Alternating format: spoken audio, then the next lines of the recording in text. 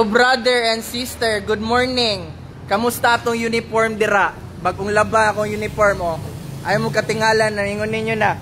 Ay unsa man na, wa man ay laba-laba. Dili brother mo ni akong uniform brother. Inyo ha uniform formal, akong uniform unformal, informal.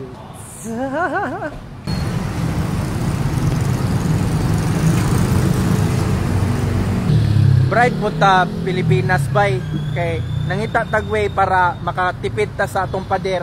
Kadalasan ang mga pader sa gawas kay pataason nila tapos butngan nila mga tunok na bakal. Ato abay bildo lang bay, mga baso, buakon, semento diretsyo. Oh, mao na nang defense mechanism, di ba?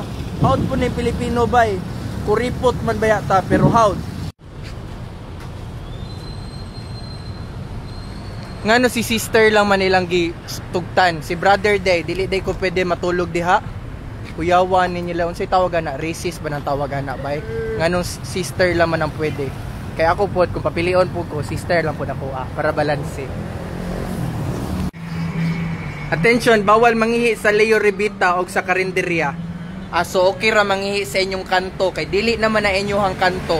Ihian na po inyong kanto, dili lang ko mag-ihi sa inyo ha, sa inyong kanto lang para masimutan gyapon ninyo. 5 ka manok, 5 ka rice.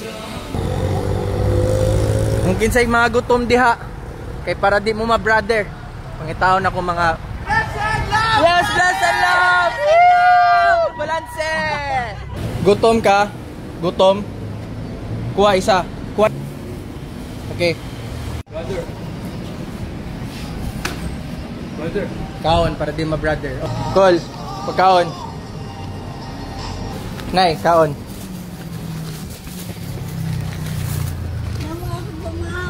Oh, kani paniudto na lang nimo na. Paniudto? Oh. Okay, sige.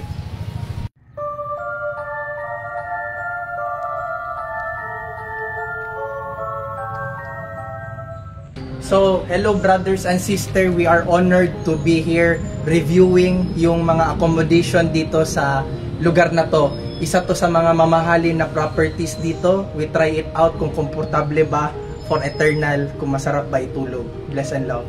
So, ito yung pinatry sa akin na occupancy. Try natin kung komportable ba. Pasok natin yung buong katawan natin sa loob.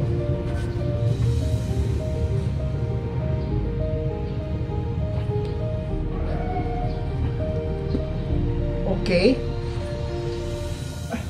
Sakto siya. Okay siya, medyo komportable, kulang lang yung height. Pero overall, parang makatulog naman ako dito. Bless and love. So gusto nyo bang matulog dito for the rest of your life? Let me know. Ako bahala sa inyo. Bless and love.